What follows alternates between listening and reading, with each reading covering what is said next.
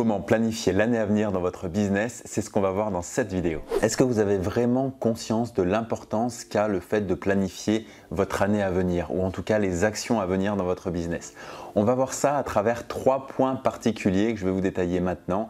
Mais avant de commencer, je voudrais vous rappeler l'importance de planifier ces actions. Planifier ces actions, ça revient à savoir vers quoi on veut arriver, vers quel objectif on veut tendre. Si on ne fait pas ça, on ne risque pas d'arriver à ces objectifs étant donné qu'ils ne sont pas clairs. Donc la première chose, c'est vraiment d'avoir une clarté sur les objectifs que vous voulez vous fixer. Ensuite, vous allez pouvoir mettre en place une stratégie qui sera finalement votre plan d'action, votre chemin qui va vous amener du point A où vous êtes aujourd'hui au point B où vous serez dans un an. Si on prend le cas d'un an pour la planification. Imaginez maintenant un joueur d'échecs qui pense seulement coup après coup, qui ne anticipe pas, qui ne planifie pas à l'avance ses coups. Est-ce que vous pensez qu'il va gagner face à son adversaire? Bien sûr que non. La planification, c'est vraiment le secret de la réussite. C'est ce qui va vous permettre de ne pas bifurquer. On parle souvent d'objets brillants par exemple. On est attiré par des choses qui paraissent mieux. Non, c'est pas comme ça qu'on progresse vers un objectif. Un objectif doit être clair et doit avoir un chemin tout tracé vers lui. Donc c'est ce que va vous permettre cette planification et à travers les 3 points que je vais vous expliquer dans cette vidéo. Le point numéro 1, c'est la rétrospective. C'est finalement regarder un petit peu en arrière avant de planifier l'avenir. Il y a vraiment 3 temps à penser. Il y a le temps présent, le temps passé, le temps futur. La première chose, c'est de se remettre un petit peu dans le passé, donc dans l'année précédente, et de regarder 2 choses. De regarder déjà quels étaient vos objectifs et est-ce que vous les avez atteints. Ça, c'est la première chose. Et la deuxième chose se décompose elle-même en 2 choses. C'est finalement qu'est-ce qui a bien fonctionné et qu'est-ce qui n'a pas marché. En regardant ça, vous allez pouvoir mettre en place finalement, repérer un schéma qui se passe dans votre business à travers vos propres actions ou les actions de votre équipe si vous êtes entouré de plusieurs personnes dans votre équipe. Peu importe, vous faites ça à votre niveau en fonction de vos objectifs, en fonction de là où vous avez mis votre temps l'année dernière et finalement de ce que ça vous a rapporté par rapport à vos objectifs. Parce que vous viendrez vite à une conclusion certainement, c'est qu'il y a certaines choses qui vous prennent beaucoup de temps mais qui n'ont participé que pour très peu à l'atteinte de vos objectifs. A contrario, il y a sûrement des choses finalement qui ne vous ont pas pris trop de temps et qui vous ont amené un gros bénéfice vers l'atteinte de vos objectifs. Que ce soit des objectifs financiers, que ce soit des objectifs de qualité, de quantité, de contenu généré à travers, je ne sais pas, la création de formations, à travers le travail pour des clients, à travers, si vous êtes un e-commerce, l'ajout de nouveaux produits. Peu importe finalement quel est votre domaine d'activité, ça marche pour n'importe quel gestionnaire de business. Donc faites ça dans votre propre cas. Maintenant que vous avez vu finalement la rétrospective de tout ce que vous avez fait l'année précédente, de ce qui a fonctionné, de ce qui n'a pas fonctionné. Bien sûr, vous allez éviter de reproduire ce qui n'a pas fonctionné et vous allez essayer de trouver des solutions pour faire les choses différemment, des alternatives. Et on va passer au deuxième point. Le deuxième point, c'est ensuite de planifier en commençant par les grosses choses. Vous connaissez peut-être le concept du bocal. Si vous remplissez le bocal avec des grosses pierres, puis des cailloux plus petits, puis du sable, vous allez pouvoir remplir un bocal. Si vous revidez ce bocal et que vous commencez par remplir avec le sable, puis les petits cailloux, et en fait il ne restera plus de place pour les grosses pierres. Là, dans notre image, les grosses pierres, c'est les éléments les plus importants de votre business, les choses à côté desquelles il ne faut pas passer. Typiquement, si vous êtes comme moi dans le domaine de la formation notamment, les grosses pierres, ça va être par exemple les lancements qui vont être organisés tout au long de l'année. Il va y avoir un certain nombre de lancements. Si je ne laisse pas de temps pour travailler sur ces lancements, finalement, c'est mon business qui va être en péril. Donc, il faut vraiment que je commence par planifier les moments auxquels je veux faire des lancements. Donc, mettons que je veuille en faire par exemple un par trimestre et je vais me dire, ok, tel mois, tel mois, tel mois et tel mois, il va y avoir un lancement.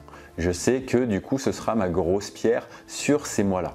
Et après, je vais pouvoir venir mettre d'autres choses plus petites et ensuite le sable, pour reprendre notre exemple, pour finalement avoir une année complète avec les grosses choses qui seront bien mises en avant, entourées par des actions plus petites, etc. etc. Donc vraiment, commencez par planifier votre année avec les choses les plus importantes. Et ça ne doit pas vous prendre beaucoup de temps parce que vous le savez, il n'y a pas besoin de chercher forcément de nouvelles stratégies, sauf si vous savez que vous voulez en mettre une nouvelle en place. Mais l'idée, c'est en fonction de ce que vous avez fait l'année dernière qui a marché, ce qui vous rapporte peut-être le plus de chiffre d'affaires notamment, placez-les dans votre agenda, dans votre emploi du temps, même si on ne va pas faire ça, vous n'allez pas le mettre le mardi 12 octobre à 10 h, on ne va pas aller à ce niveau de détail là. Pour l'instant, c'est simplement de préparer ça sur l'année en ayant une échelle de temps et en se disant, voilà, à peu près à ce mois-ci, je vais faire ça, à peu près à ce mois-là, je vais avoir cette grosse pierre, etc. Suite à ça, vous allez pouvoir décomposer. On va pouvoir décomposer de la manière suivante. Là, on a réfléchi sur une année entière. Ensuite, on va pouvoir réfléchir sur un trimestre. Alors, certains parlent de 12 semaines, certains parlent de 90 jours, certains parlent de 3 mois ou certains parlent d'un trimestre. C'est finalement la même chose. Ensuite, on va pouvoir réfléchir au niveau du mois, puis de la semaine. C'est vraiment comme ça, moi, que je fonctionne au quotidien avec mes équipes. Et là, on est justement en train de réfléchir sur le plan annuel. Donc le plan annuel, si on en revient aux grosses pierres, finalement, on va y réfléchir de façon globale. Quels vont être les vrais enjeux de l'année à venir? Est-ce qu'il faut embaucher de nouvelles personnes pour tel ou tel poste? Est-ce qu'il faut revoir notre stratégie pour telle ou telle formation? Est-ce qu'il faut travailler différemment pour telle ou telle prestation qu'on a avec nos clients, rajouter de nouvelles prestations et y penser en amont et les vendre, etc. Donc ça va être vraiment la vue d'ensemble, répartie sur l'année. Ensuite, on va passer au trimestre, une fois qu'on a bien défini la vision sur l'année. Au trimestre, on va pouvoir avoir 1, 2, 3 points principaux, 3 objectifs principaux. C'est vraiment le maximum parce qu'un trimestre, ça peut paraître long comme ça en amont, mais après ça passe vite, c'est 12 semaines, ça passe très très vite. Je vous conseille d'avoir au maximum 3 gros objectifs sur ce trimestre-là. Ça peut être un seul, pas besoin d'en avoir forcément 3.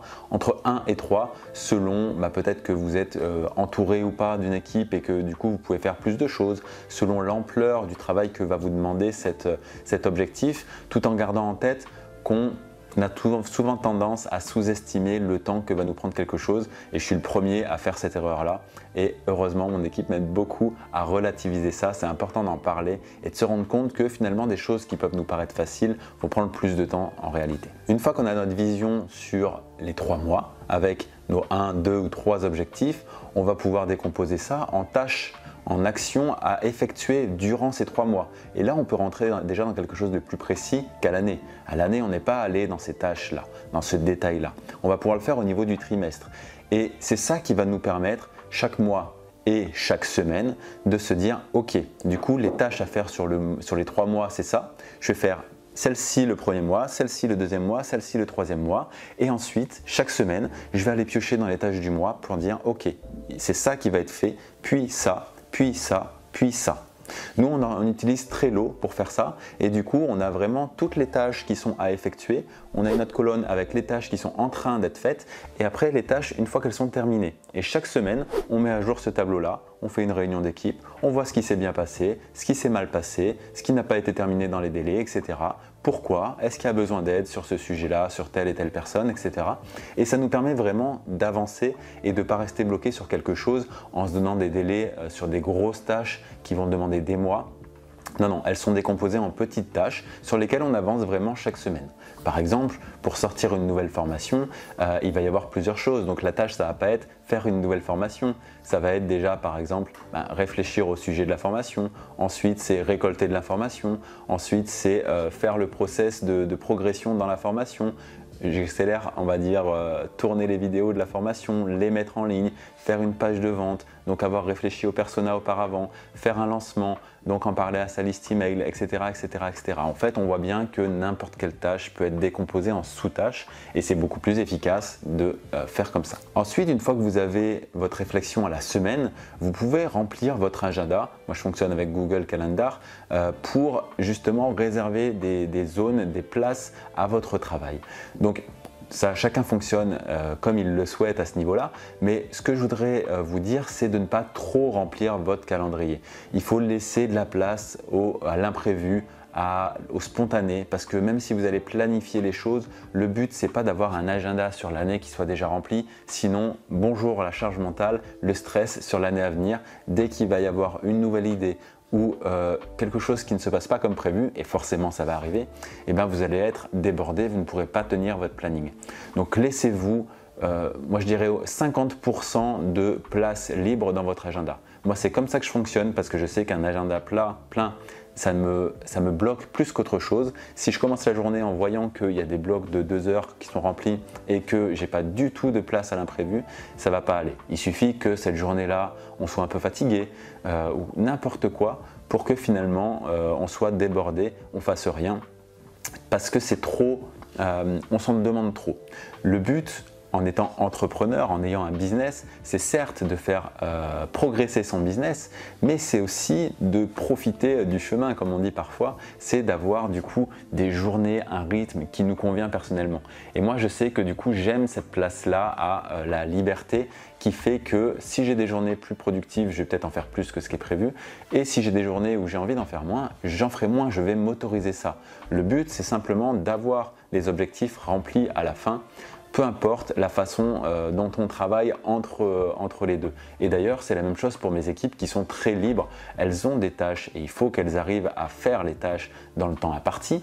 Mais après, elles se débrouillent comme elles veulent. Si elles veulent prendre une semaine de vacances et faire tout le dernier jour, si c'est possible et que c'est bien fait, pas de souci, elles se débrouillent comme elles veulent. Vous l'aurez compris, le système de planification finalement à l'année, il n'est pas là pour vous brider dans votre créativité, il n'est pas là pour ne pas laisser de place aux opportunités, à l'improviste, etc.